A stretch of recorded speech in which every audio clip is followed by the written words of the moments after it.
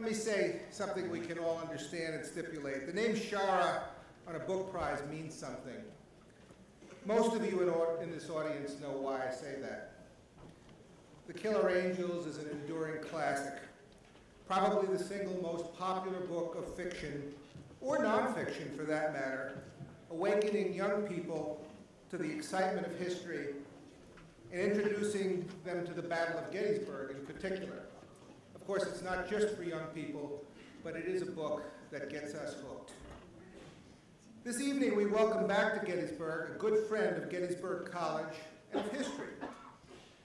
Michael Shara's son, Jeff, has become a brand name in his own right.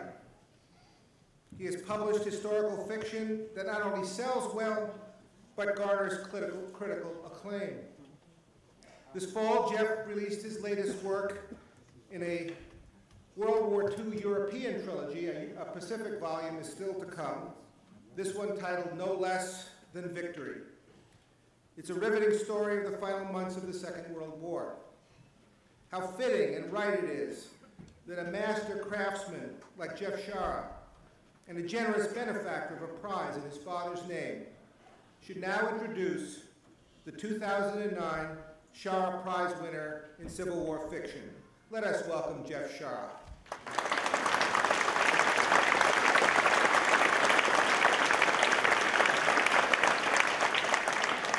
Thank you. I dare say it is not an exaggeration to suggest that some of you are here, whether you've come to Gettysburg to enjoy the history, to study the history, or simply to be here and feel the history. That some of you are here because of the Killer Angels. I don't think that's exaggeration at all. If you've never heard of the Killer Angels, that's okay. What Michael Shara created, what he did, what he accomplished, he changed the way we looked at the Civil War in this country. The Killer Angels was released in 1974 at a time when absolutely no one wanted to read a book about war. What was going on at the time? The end of Vietnam. It was distinctly out of fashion. In 1975, the book was awarded, fashion or no, was awarded the Pulitzer Prize. To my father's enormous disappointment, no one seemed to care. The book was never, in his lifetime, a commercial success. Certainly, nothing was happening with the book at the time of his death in 1988. 5 years later, as many of you know, the film Gettysburg premiered based on the Killer Angels. His book became a #1 bestseller 19 years after it was published, and 5 years too late for him. What mattered to my father more than anything else in his life was not writing a bestseller, not winning a Pulitzer Prize. It was leaving something behind, something for which he would be remembered. At the end of his life, he honestly believed he had failed to do that. I am walking in enormous footsteps. The good fortune and the attention that has fallen on me is something I take very seriously. And in a gesture, in an attempt to try to lengthen the legacy, keep his name known, bring the Killer Angels to new generations of young people, of historians, of students of the Civil War, or people who just like a good yarn. That's why I'm here tonight. The purpose of the Michael Shara Prize is to encourage the one thing my father tried to teach his creative writing students above everything else. If you're going to do this, if you're going to be a writer, you have one responsibility: tell a good story. The purpose of the Michael Shara Literary Prize is to recognize a good story. I want to tell you just a little bit about this year's recipient. Nick Taylor has received fellowships from the Virginia Commission for the Arts, the William R. Keenan Jr. Trust for Historic Preservation, and the Virginia Center for the Creative Arts. He earned his Master of Fine Arts degree in creative writing at the University of Virginia, where he held a Poe Faulkner Fellowship for graduate study. A native Californian, Mr. Taylor is assistant professor of English at San Jose State University. He lives with his family in the San Francisco Bay Area. I am deeply honored to present to you the 2009 recipient of the Michael Shara Prize for Excellence in Civil War Fiction for his novel, The Disagreement. Please welcome Nick Taylor.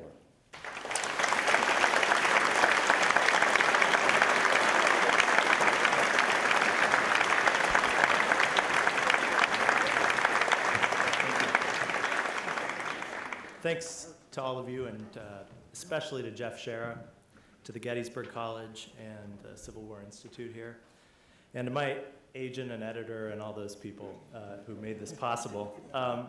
But I'm going to level with you. I really shouldn't be here. Like he mentioned, I'm from California. And last spring, I was on a book tour, and I had the privilege of reading in Margaret Mitchell's house. You guys know Margaret Mitchell? Peggy to her friends in Atlanta. And they have a reading series and a bunch of regulars, most of whom are older. And this one guy said, I got a question for you, Mr. Taylor. How is it that a young fellow from California came to write a book about the Civil War? And I gave some answer, but the guy had a point, I mean, in California, we do learn about the Civil War, but in LA, where I'm from, Union is a gas station, and Confederacy is like too hard for anyone to spell. But when I was 18, I moved to Virginia. I went to the University of Virginia, and I was blessed to have two of the most interesting roommates anyone has ever had. I know everybody feels that, but let me tell you.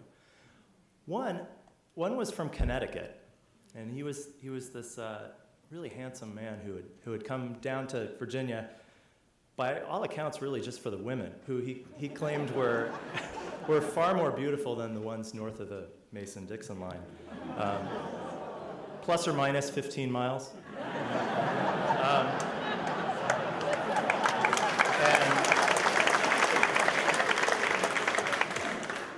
And then the other one was from Roanoke, Virginia.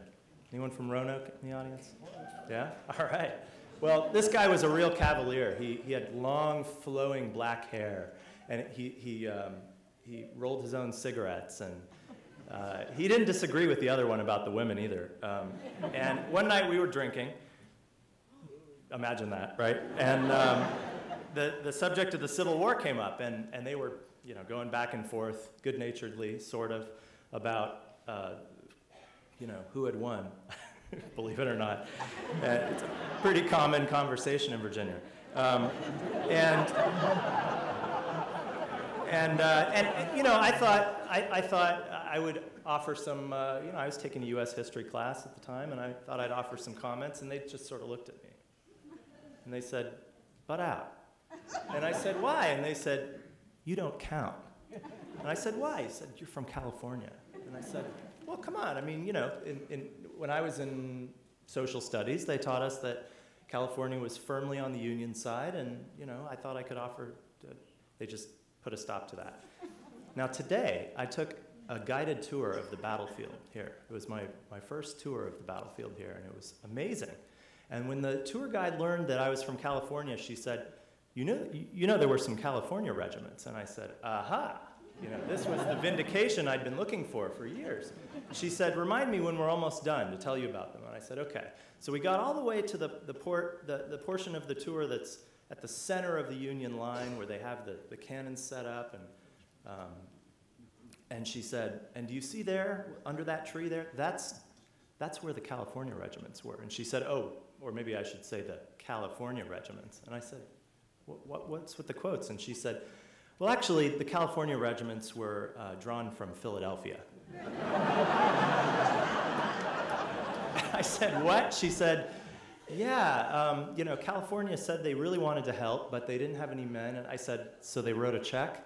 And, and she said, mm-hmm. So anyway, fast forward 9 years from those roommates, and I'm back at the University of Virginia, getting my master's degree in creative writing. And I need some money for my daughter's daycare in the summer so that I don't have to go back to serving ice cream, and which I liked, but you know. And I found this grant program for historical research about the University of Virginia. And normally they give this award to legitimate historians and architects and that sort of thing. But I thought I'd cook up a proposal to write historical fiction about these 3 short stories about different people that I invented who lived at the University of Virginia. And they went for it. It was amazing. And so I proudly sauntered into the Special Collections Library, and it changed my life. I had instantly more material than I could do 10 short stories with. And I finished the 3 short stories that I was obligated to write, and I turned them in. But one story was stuck in my mind, and it was about this 17-year-old boy from Lynchburg, Virginia, who ends up at the University of Virginia studying medicine during the war because he really wanted to go to study in the North, but he couldn't because of the war. And at that time, the university was really just a big frat party. It wasn't at all what Thomas Jefferson wanted it to be. And I felt that there was so much more I wanted to say about that period. And so I took this 30-page short story and turned it into a 463-page novel overnight. Anyway, my editor cut that down by 100 pages, and what you have is The Disagreement. And I am deeply, deeply honored that the book was chosen for this prize, especially since after I heard the words that Jeff just said about his father saying that your number one goal as a writer, your number one responsibility is to tell a good story. And that's all I wanted to do with this book. I didn't need to be from Virginia. I didn't need to be from Pennsylvania. I could even be from California and tell a good story. And so on those terms, I feel that I succeeded. Thank you very much.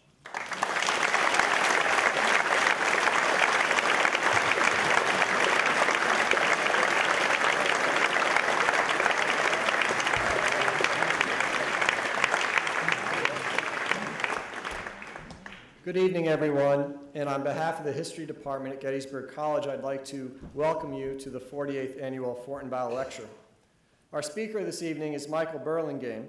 Professor Burlingame currently holds the Chancellor Naomi B. Lynn Distinguished Chair in Lincoln Studies at the University of Illinois in Springfield.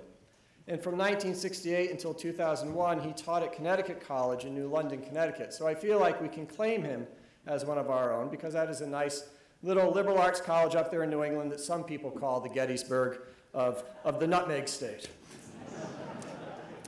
He is the author of several books, including The Inner World of Abraham Lincoln, and most recently, the 2-volume biography, Abraham Lincoln, A Life. Now, this book is magisterial in every sense of the word. It is a 2-volume biography running at over 2,000 pages. If you want the fully unexpurgated version, you can go to a website and actually read the 3rd volume, which is chiefly documentation, citations, and so forth. A lot of historians talk about their magnum opus, but very few of us ever actually produce it. And so Professor Burlingame has actually delivered on that promise. And it's a marvelous book that most recently the Atlantic Monthly named as one of the 5 best books of 2009. I like to think of him as the rock star of Lincoln studies, because if you go to Amazon.com, he's the only Lincoln historian you'll find who actually has a box set available on the internet. And if you go to his website, you'll also notice that he's on tour. That he has been over the past year making numerous speeches and talks like this one on Abraham Lincoln, not only in North America but throughout the world. And so it's very, very fortunate that we are able to welcome him here on his World Tour 2009. The title of Professor Burlingame's talk this evening is Abraham Lincoln, New Information, Fresh Perspectives. Please join me in welcoming him to Gettysburg.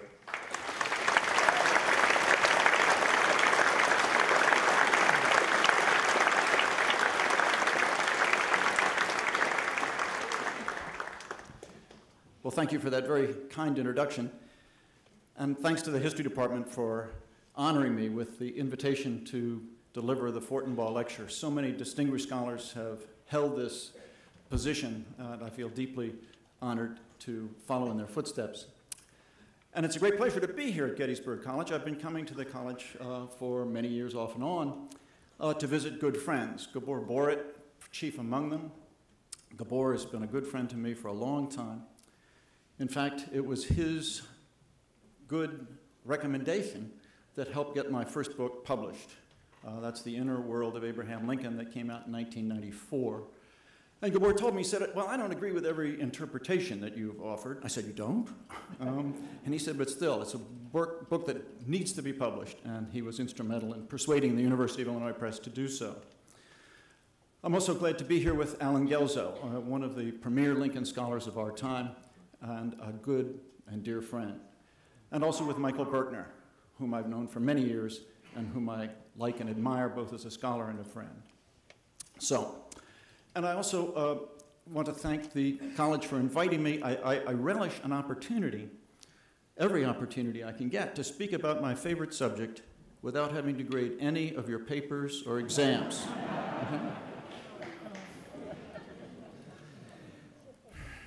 Having attended the ceremony this morning on the battlefield at the cemetery, I feel a little awkward in offering a talk in this town that lasts more than 2.5 minutes. But if you'll bear with me, it'll be a little longer than that. I thought before I began my formal remarks, I might tell you a little bit about how I became a Lincoln Scholar in the first place. Partly it's because I was born and raised in Washington, D.C. This was just slightly after the unfortunate event at Ford's Theater. I don't mean to joke about my age. I'm 68, but I prefer to think of it as 20 Celsius.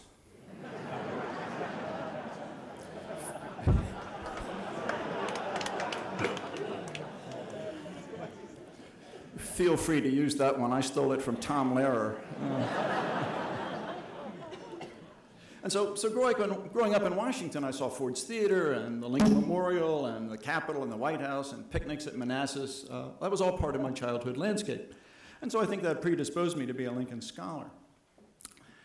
Another thing that predisposed me was the fact that I have an ancestor, Anson Burlingame, who was Abraham Lincoln's minister to China.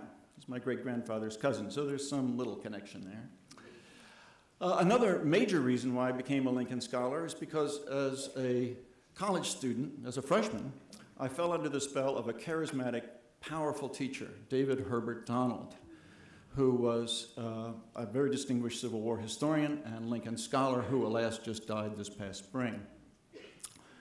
And Professor Donald was the only freshman in his Civil War course, and he took me under his wing, and he invited me out to his house, and then made me his research assistant in my sophomore year. And he left Princeton, where I was an undergraduate. After my sophomore year, I stayed on at Princeton and graduated, and then followed him down to Johns Hopkins and did my graduate work under his tutelage. And if he had been a medievalist, I would probably be writing about the Middle Ages today. But I think the most important reason why I became a Lincoln Scholar was because of an episode that took place in the summer between my junior and senior years as a college student. That summer, I had a job at the Library of Congress Manuscript Division, which had been obtained for me through the good offices of the chairman of the History Department at Princeton. And he spent his summers at the Library of Congress, too, working on a magisterial history of European economic development. And at noontime, he would regularly swing by the Manuscript Division where I was working, and he would invite me to join him and his friends for lunch. Well, that was a very heady experience for a callow youth of 20 Fahrenheit, as I then was. And so regularly I would have lunch with these distinguished scholars of European and American history. And one day, about a dozen of us were sitting around a table at the Library of Congress cafeteria. And one of the scholars started to tell a story about Douglas Southall Freeman. As many of you know, Freeman wrote a 4-volume biography of Robert E. Lee and a 3-volume study of Lee's lieutenants. And at the end of his life, he was writing a multi-volume biography of George Washington. And this scholar started to tell about Freeman. He said, there's a funny thing about Freeman. As each of the volumes of the Washington biography appeared, you could detect changes in the author. He began to adopt Washington's mannerisms and Washington's gestures. He began to speak in 18th century locutions. And by the time the final volume appeared, he even began to look like George Washington. Well, I straightened up my bow tie and slicked back my hair. It was a lot more of it then. And I said, well, when I graduate from college, I'm going on into a PhD program in the Civil War and Reconstruction period. And people have told me that I look like Abraham Lincoln. At which point, my chairman banged his fist on the table, and all of the knives and forks and spoons leapt up into the air, and they came clattering back down to the green formica-clad tabletop, creating a ruckus that impelled people all around us to turn their heads to see what the noise was all about. And my chairman announced in a voice that could have been heard in Gettysburg if the door had been open. He said, "Holy mackerel, Mike, you're ugly, but you're not that ugly."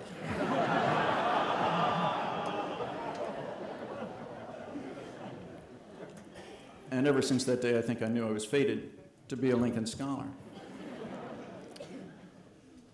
And one of the great benefits of being a Lincoln Scholar is that you deal with somebody who had a great sense of humor. When you do research on Lincoln, you're bound to run into funny stories that he told or were told about him. And one day I was doing some research in the New York Public Library in the main reading room, which was, as usual, packed. There are people all around me, before me, behind me, to my side, everywhere. And I was pouring through some reminiscences of Lincoln written by friends and acquaintances of him. And when you do research in sources like that, you can't help but run into funny stories. And so about a half hour into my work, I encounter such a story, and without bothering to think where I was, I burst out laughing right in the middle of the library. And everybody around me goes, "Shh, shh, shh." And I say, "Excuse me, I'm sorry, forgive me." So I go back to my work, and another half hour or so passes, and once again, I run into a funny story. And once again, without thinking where I was, I burst out laughing. And everybody around me, a little more emphatically now, goes, "Shh, shh, shh." And I say, "Please forgive me, I'm sorry." Well, it happens a third time, at which point the woman sitting directly across from me, who was a woman of roughly my vintage, very earnest looking, no makeup, hair back in a tight bun, no wire rimmed glasses, taking notes from a sociology tome. She leans across the table and she fixes me with her gaze and she says, "Just what is your field anyhow? I think I'm going to switch to it."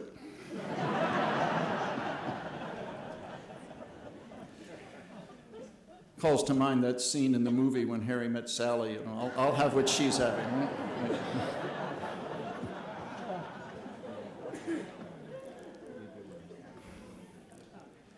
And speaking of Lincoln's humor, he was famous for telling off-color stories. But after the assassination, when interviews were conducted with people who knew him, they would freely acknowledge that Lincoln had a very strong taste for off-color stories, but they were not going to share those stories with the interviewers because they didn't wish to besmirch the memory of the martyred great emancipator. But when I was doing some research in the Carl Sandburg papers at the University of Illinois at Champaign-Urbana, that satellite campus, I found a reference indicating that Sandburg had come across these stories and had recorded them. And so I ransacked the Sandburg papers and I was in search of lots of other things, but I was particularly in search of the off-color stories. And I didn't find them, so I was disappointed. But as I said, I found a lot of good material for my book. But then a couple of years later, I was at the Newberry Library in Chicago, and there's a little tiny Sandburg collection there, and lo and behold, there they were. So, now, Carl Sandburg was a man of taste, and so he did not include any of these stories in his multi-volume biography of Lincoln. But I have no taste whatsoever. And so all these stories you can find in my biography, the biography that I just published, Abraham Lincoln, A Life. Be sure to buy it. You don't have to read it, but be sure to buy it. And those stories are scattered throughout, and they're not indexed. So they aren't. So you've got to read the whole book. And I thought I might share one of these with you. Lincoln loved to tell a story about a man in Illinois who was fascinated by the Revolutionary War era. And he was told that there was a woman in a nearby village who owned a dress dating back to that time.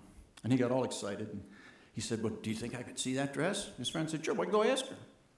So he goes to the neighboring village and looks the old lady up and says, is it true that you have a dress dating back to the Revolutionary War period?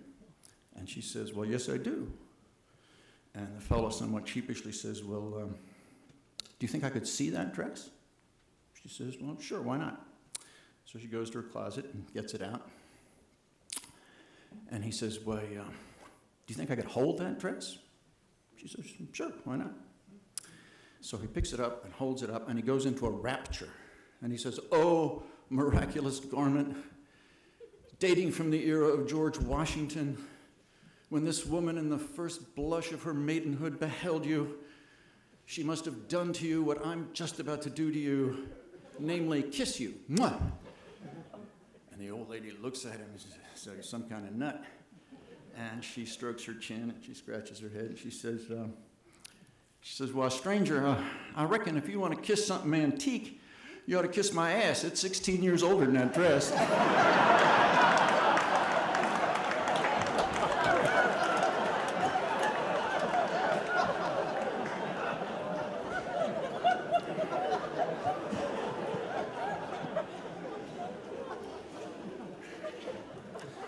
So that's one of the lamest jokes. There are a lot better ones in my book, so be sure to read it.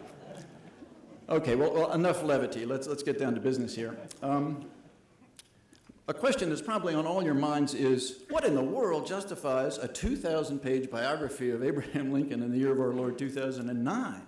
A man about whom hundreds, nay, thousands of books have already been written. Hasn't everything important about Lincoln already been unearthed and published and made available in book form or article form? That's a good question. And when I began research 25 years ago on Lincoln, for my book that I mentioned earlier, The Inner World of Abraham Lincoln, it's a psychological study. It examines Lincoln's relations with his parents and his marriage and his relations with his children and his anger and his midlife crisis and things of that sort. So I wanted to call it actually Shrinkin' Lincoln, but my publisher wouldn't let me do that.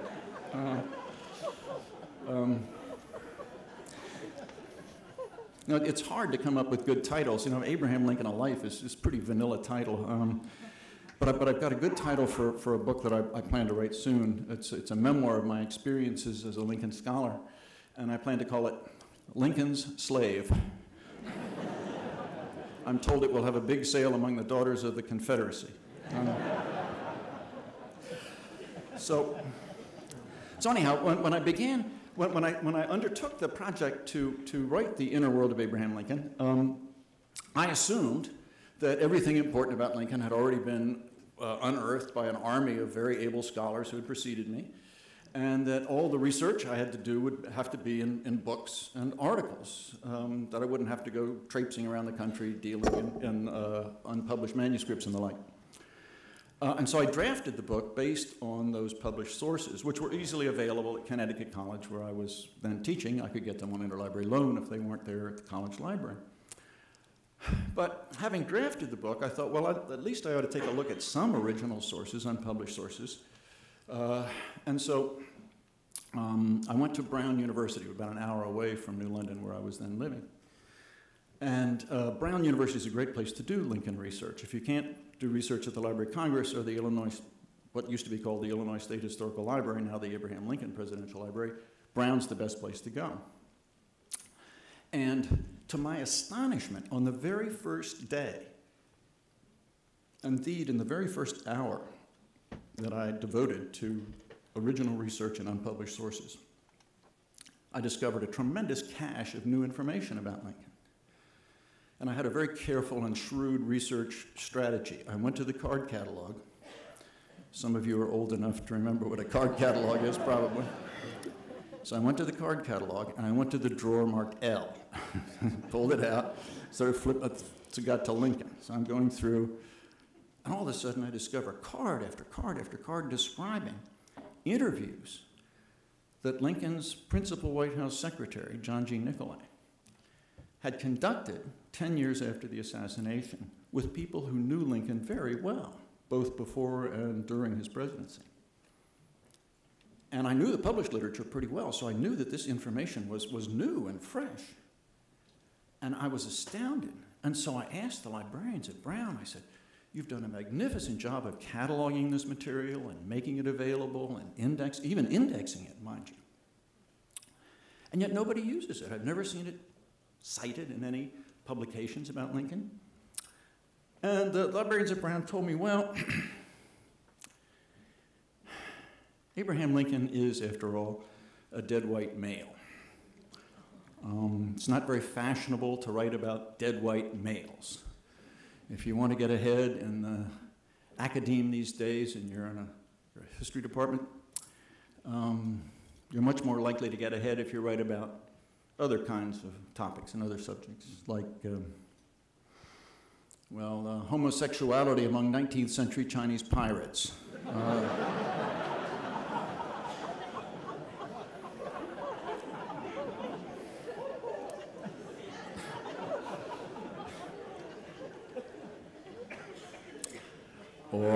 Or cultural hegemony and the corset panic of 1921. I'm not making these topics up. These are real topics. And I said, well, what can I tell you? I'm fascinated by Abraham Lincoln, and I'm delighted to find these materials. And then I published that as my second book, called An Oral History of Abraham Lincoln. And the reason that these interviews were conducted was because Nicolay and his fellow White House secretary during the Lincoln administration, John Hay, were writing a 10-volume biography of Lincoln.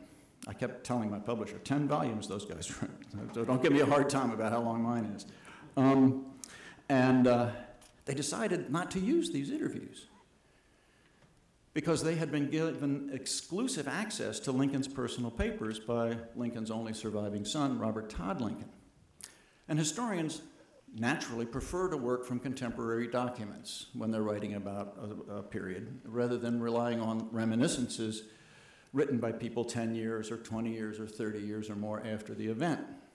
Because people's memories are fallible, they play tricks on them. As Mark Twain once said, the older I get, the more vividly I remember things that never happened.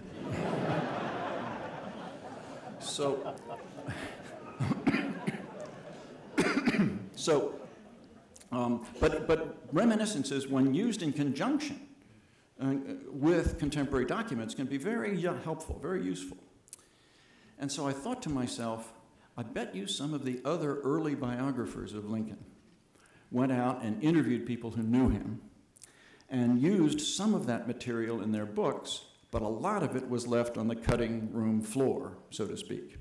Because publishers are always saying, condense your book, compact that snowball, cut it, trim it. Well, we just heard from Nick that his editor got him to leave out 100 pages. And my editors were merciless. They forced me to trim it down to 2,000 pages.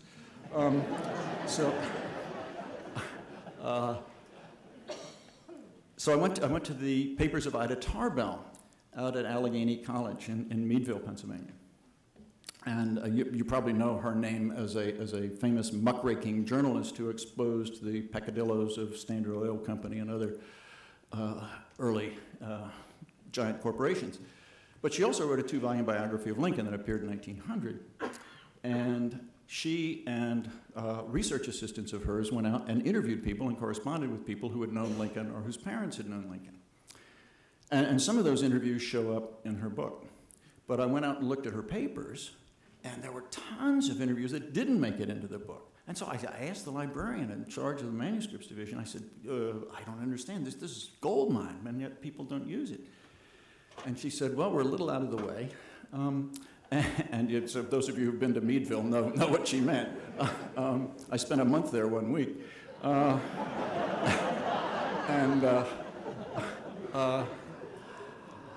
And she said, you're the first Lincolnian who spent more than a day in this collection since I've been here, since 1969. And this was 98 or something like that. And I did similar work in the papers of earlier biographers located in Chicago and New York and elsewhere. And I found a lot of good interview material. But then it occurred to me, I really shouldn't confine my manuscript research just to looking for reminiscences in the papers of early biographers. I should really look at the contemporaries, the papers of contemporaries of Lincoln, his fellow politicians, cabinet members, generals, judges, you name it. Now, to be sure, scholars have mined those collections, but not always, not all collections, and not always as thoroughly as should be done. And doing that kind of manuscript work is tedious, because now it's easy to find the letters that Lincoln wrote and the speeches that he gave, because they've been collected in a scholarly edition. And it's easy to find the letters that Lincoln received, because they're mostly concentrated in the Lincoln papers at the manuscript division at the Library of Congress. What's difficult to find is letters and diary entries and other such documents that talk about Lincoln. And you go to papers of congressmen and senators and judges and and generals, and you have to wade through an awful lot of letters which don't have anything to do with Lincoln. And every now and then you run into one where a fellow will write back to his wife saying, today I went to the White House and spoke to the president, and this is how he looked, and this is what he said. Now, those are very valuable documents, but you have to pan for gold. You have to sift a lot of gravel before those nuggets appear. And so I did a lot of that work, and I was able to do a great deal in Washington and a great deal in Springfield, and then all around the country, because once Lincoln becomes president, he deals with people from all different states, or at least those north of the border states. And so if for example, a New Hampshire senator or congressman or general has dealings with Lincoln and then he dies, his papers usually wind up at the New Hampshire Historical Society, and similarly Iowa and Michigan and Kentucky, and so you have to go around to all these areas. But if you do that, you can find an awful lot of good new information. And I've included that in the big 2-volume biography. Now, let me give you a couple of examples of things that I've found in manuscript collections. The most striking discoveries I made in giving us fresh perspectives on Lincoln, I found in the papers of Frederick Douglass at the Library of Congress. Now, almost everybody who writes about Abraham Lincoln and race quotes a speech that Frederick Douglass gave in 1876, 11 years after Lincoln's death. And in that speech, Frederick Douglass famously said that Abraham Lincoln was preeminently the white man's president. Preeminently the white man's president. And we black people were only his stepchildren. Well, I'm going through the papers of Frederick Douglass, and I discover a speech in his own handwriting. It's dated June 1st, 1865. That's 6 weeks after Lincoln's death. And it's a speech delivered at Cooper Union in New York, a very prominent place to give a public utterance. And I'm reading through the document, and all of a sudden, a phrase leaps off the page at me. He says, Abraham Lincoln was emphatically the black man's president. I thought, whoa. Emphatically the black man's president, but about preeminently the white man's president. And I thought, how could I have missed this? This is really remarkable. Because I'd gone through the 5-volume edition of Frederick Douglass's speeches that the Yale University Press had recently published. And I said, how could I have missed that speech? So I went and got volume 3 of the Civil War speeches and looked up June 1st, 1865, and it wasn't there. I couldn't believe it. So I wrote to the people at Yale and said, why did you not include this speech in your scholarly edition of Frederick Douglass's writings? No response. Well, I called them and left a message. No response. Well, those of us who went to Princeton aren't surprised Yale would conduct itself in this fashion, but what can I tell you?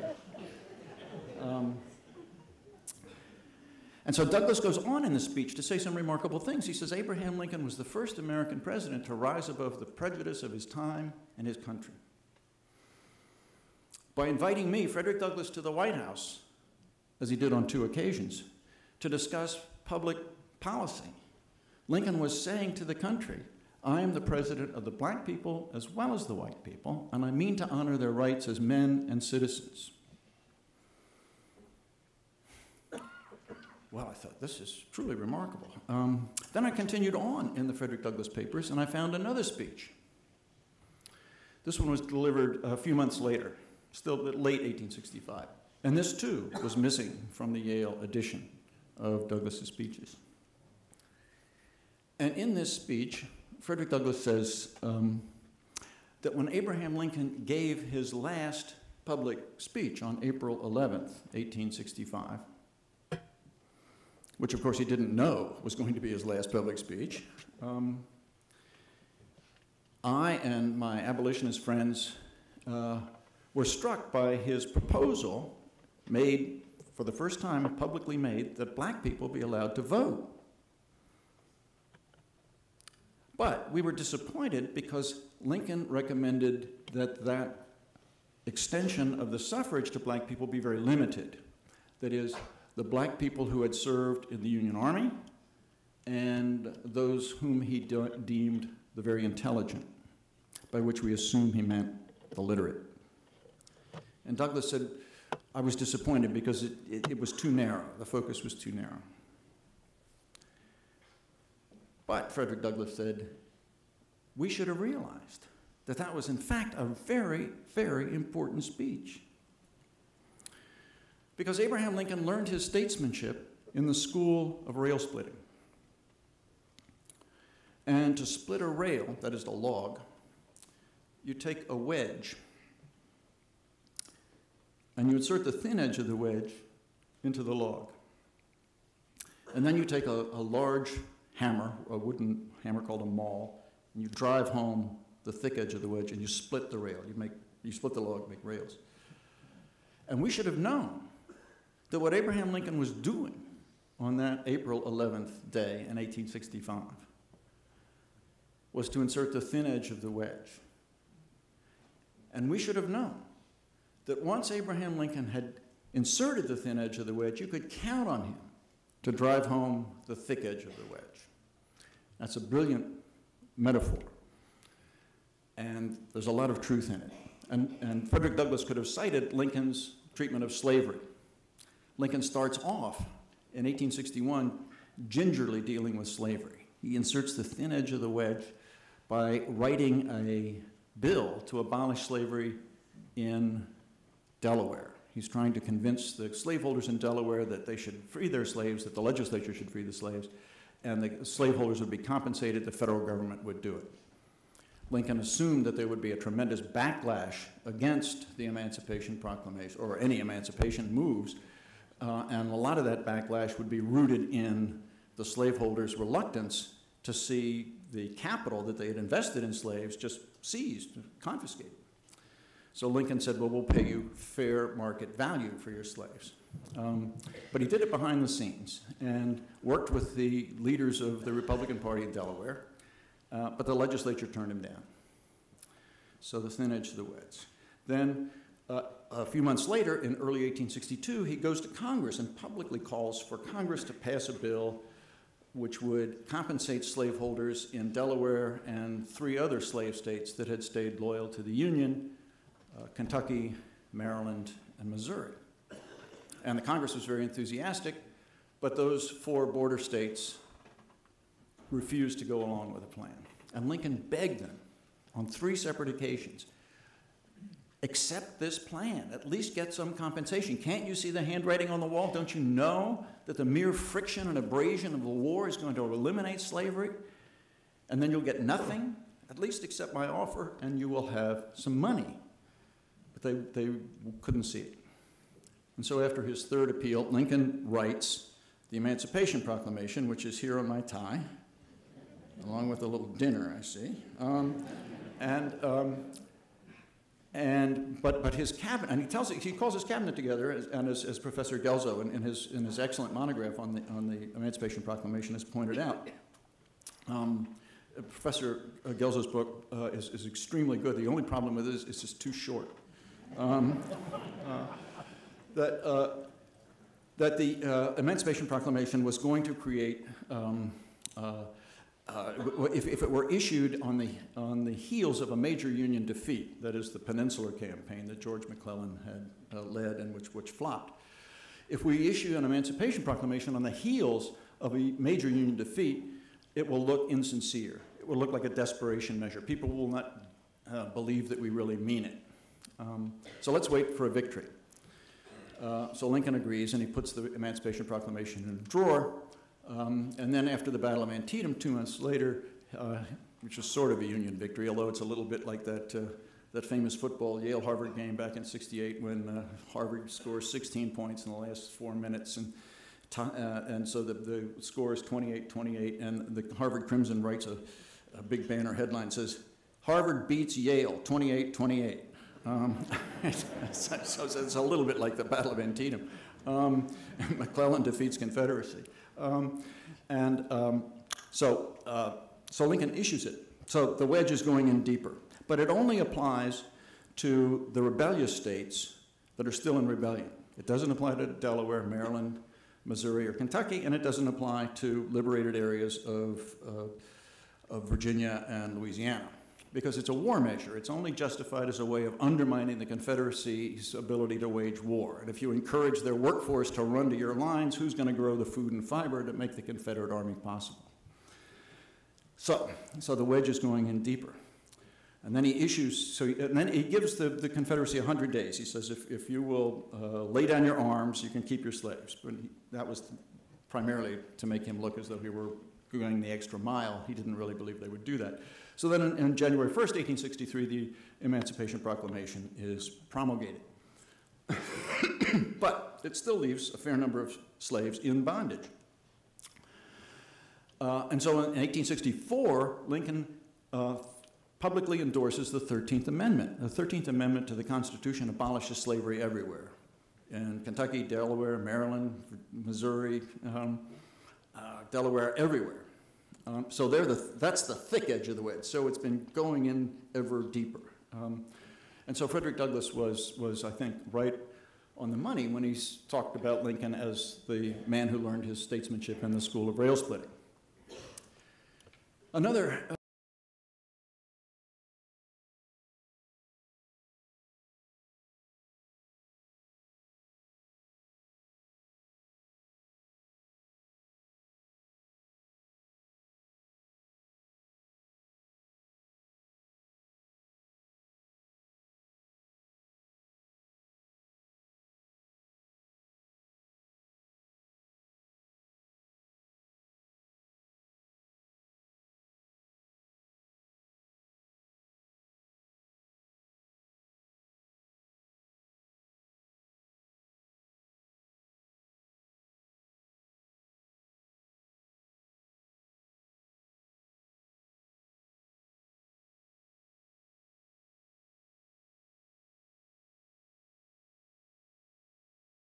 long and very bloody indeed. 620,000 men died in the Civil War. That's as many as died in all the other wars in American history combined up through Korea. And so Lincoln was stunned by the extent of the bloodshed and the losses. And one day he wrote a private memorandum to himself to help clarify his thinking. Lincoln would do this sometimes, just write memos to himself as an attempt to sharpen his understanding of events. And this memo became known as the Meditation on the Divine Will. And in it, he said that the will of God prevails. And then I paraphrase, he goes on to say, God could have stopped this war before it started. And once it started, he could stop it any time he saw fit to do so. And yet he allows it to go on and on and on and on. And I don't understand what's on his mind. What's he thinking? Why would he do this? Well, Lincoln ruminated on this, and then in his second inaugural address, delivered just as the war is winding down. It's about to end. This is March of 1865. The war is over in April.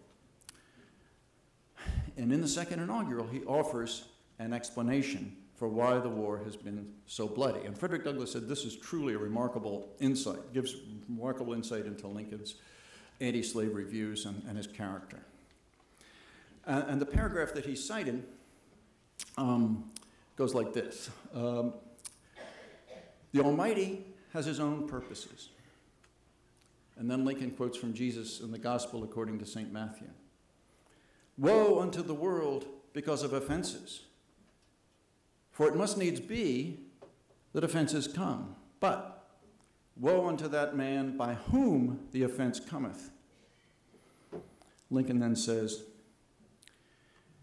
if we shall suppose that American slavery is one of those woes which, in the providence of God, must needs come. But having passed through his appointed time, he now wills to remove. And he gives to both North and South, as the woe due unto them by whom the offense came, this terrible war. Shall we discern therein any departure from those divine attributes which believers in a living God have always ascribed to him? Fondly do we hope, fervently do we pray, that this mighty scourge of war may speedily pass away. But if God wills that it continue, until all the wealth piled by the bondman's 250 years of unrequited toil shall be sunk, and until every drop of blood drawn with a lash shall be paid by another drawn with a sword, as was said 3,000 years ago, so still it must be said, the judgments of the Lord are righteous and just altogether. Well, this is a truly remarkable statement, that the Civil War is God's punishment on white people for having enslaved black people. And the war will go on until the scales are even, when the amount of blood shed by overseers and owners is equaled by the amount of blood shed by white soldiers in the war. And similarly, the amount of property damage equal to the 250 years of back wages that slaves have not received. Well, if a minister, Protestant minister or a Catholic priest had said this in a sermon, it would be one thing, but for a president to say it on an inaugural address was truly remarkable.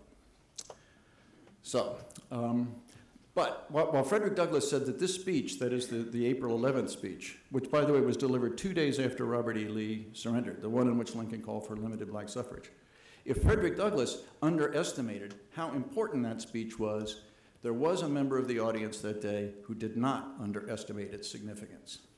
And that was a charismatic young actor named John Wilkes Booth.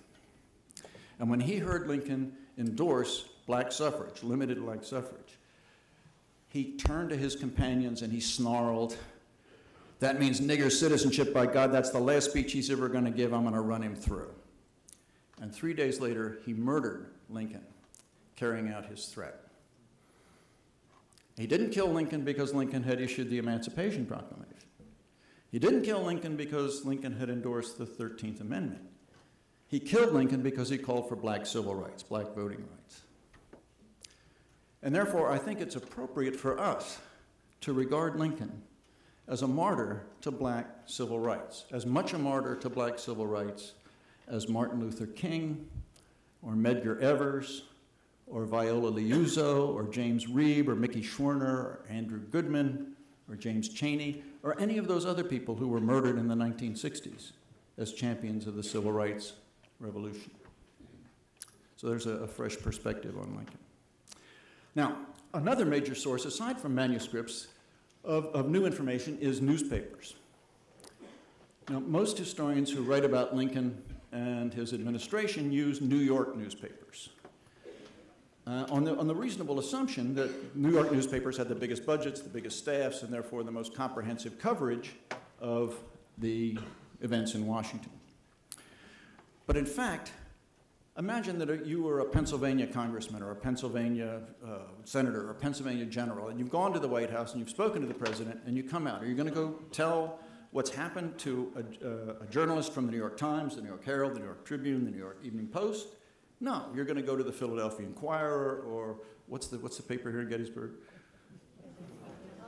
That one, right. So, you're going to go talk.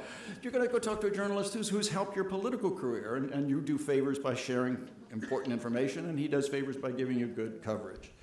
So you've really got to go through all kinds of newspapers, not just the New York newspapers, and it's tedious work. And you just have to keep going, and day by day you sit in front of a microfilm reader and you turn the crank. But if you do that, you'll find an awful lot of good new information. And not only information about his presidency, but also for the pre-presidential period. Now, it's well known that Lincoln wrote anonymously for the Springfield newspaper. His law partner said he used to do it all the time, and nobody has, to my knowledge, made a systematic attempt to identify what Lincoln wrote. And I've found what I'm pretty convinced are Lincoln's anonymous writings for the Springfield paper, but they're between 200 and 300 pieces, written mostly in his 20s and 30s as a young politician. And these documents, unfortunately, contain no second inaugural addresses or Gettysburg addresses. They're pretty low-road political attacks on Democrats, full of sarcasm and ridicule and personal insults. So Lincoln, and this confirmed my belief that Lincoln in his 20s and his 30s was pretty much a low-road politician. And one of the most striking things about Lincoln is that the low-road politician of his 20s and his 30s becomes a high-road statesman in his 40s and his 50s. And between those two periods in Lincoln's life, there's a hiatus. But at the age of 40, Lincoln engaged, in effect, semi-retires from politics. He doesn't run for office. He's been running for office every election cycle since he's 23. Then he stops at the age of 40, and then comes back at the age of 45. And he sits on the sidelines, and he seems to do nothing important. He practices law. You look at his works in this period. There are no great speeches, a couple of that are fairly interesting, but they're not political. They're obituaries, and most of his correspondence is dull, legal, business correspondence.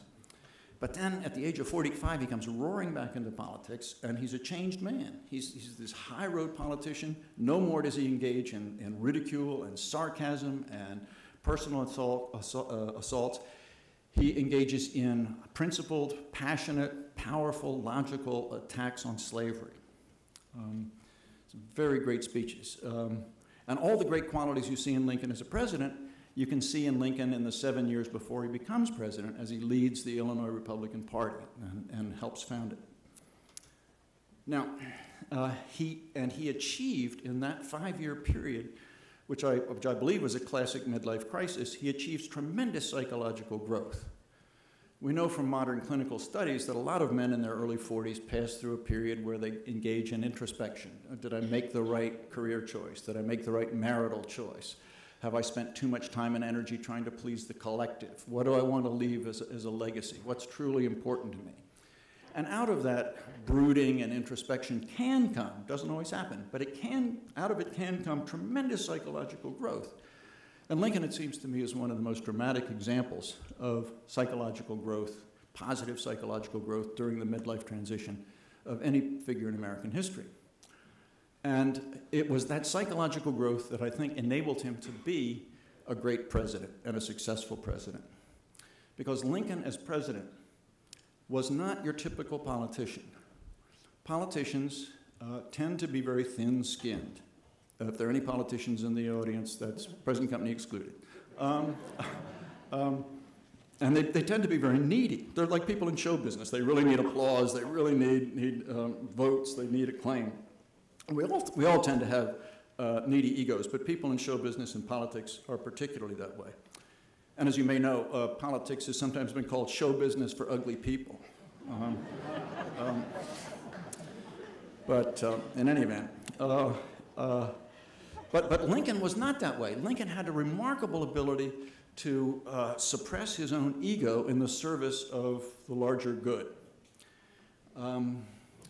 And it's been argued by a very fine historian that if a man like Jefferson Davis, the president of the Confederacy, had been the president of the North, and a man like Abraham Lincoln had been president of the South, the Confederacy might well have won the war. And I think there's a lot of truth in that. Because Jefferson Davis was morally your traditional thin-skinned politician, and he took criticism personally, and he took disagreement personally, and as a result, he quarreled with his vice president, he quarreled with his cabinet, he quarreled with his Congress, he quarreled with his generals, he quarreled with his editors, and that really undermined the cohesiveness of the South and attempted to pursue the war. Lincoln, on the other hand, realized that the North would not succeed in winning the war unless the North were united. And the party was united, and by extension, the whole North. And that meant not quarreling, not engaging in controversies with his political critics, with people who disagreed with him. And perhaps the best illustration of that aspect of Lincoln's character is a letter that he writes to a young Union captain in the middle of the Civil War in October of 1863. He takes time from his busy schedule to offer some wise paternal advice to this captain who had been squabbling with his superior officers. And this is one of my all-time favorite Lincoln quotes. And in this document, Lincoln quotes from Shakespeare. Lincoln was very fond of Shakespeare, and in this document he quotes from Hamlet, from Polonius's speech to Laertes, which you may recall contains such chestnuts as to thine own self be true, and neither a borrower nor a lender be, and so forth. But Lincoln quotes a different passage from that speech. So he says to this young captain, the advice of a father to a son, then he quotes from Polonius, beware of entrance to a quarrel, but being in, bear it, that the opposed may beware of thee. Lincoln said that advice is good, and yet not the best. Quarrel not at all. No man, determined to make the most of himself, can spare time for personal contention. Still less can he afford to take all the consequences, including the vitiating of his temper and the loss of self-control. Yield greater things to which you can show no more than an equal claim, and lesser things, though clearly your own. Better to give your path to a dog than be bitten by him in contesting for the right. Even killing the dog would not cure the bite. Well, that should be in big gold letters on this auditorium, on every post office and courthouse and customs house in the country. And Lincoln was one of those rare people who can not only give good advice, but can act on it. And Lincoln was that way. Lincoln understood, and he urged other people to understand, that you have a finite amount of time and a finite amount of energy. And any of that time and energy you devote to quarreling and to negative purposes is not available, as economists would say. It's an opportunity cost. It's not available to you for positive purposes. And so Lincoln showed a remarkable ability to suppress his own ego in the service of union. And this tremendous psychological growth and this ability to overcome the ego, I think, was a product of this remarkable 5-year transition when the man who wrote many of these op-ed pieces that I identified gives up that kind of personal attack and takes the political high road.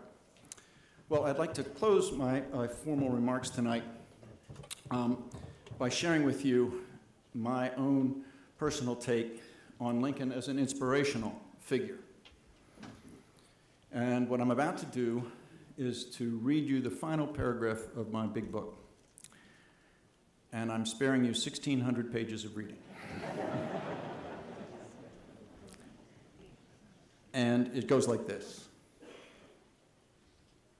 Lincoln speaks to us not only as a champion of freedom, democracy, and national unity, but also as a source of inspiration. Few will achieve his world historical importance, but many can profit from his personal example, encouraged by the knowledge that despite a childhood of emotional malnutrition and grinding poverty, despite a lack of formal education, despite a series of career failures, despite a miserable marriage, despite a tendency to depression, despite a painful midlife crisis, despite the early death of his mother and his siblings, as well as of his sweetheart and 2 of his 4 children. He became a model of psychological maturity, moral clarity, and unimpeachable integrity. His presence and his leadership inspired his contemporaries. His life story can do the same for generations to come. I thank you for your attention.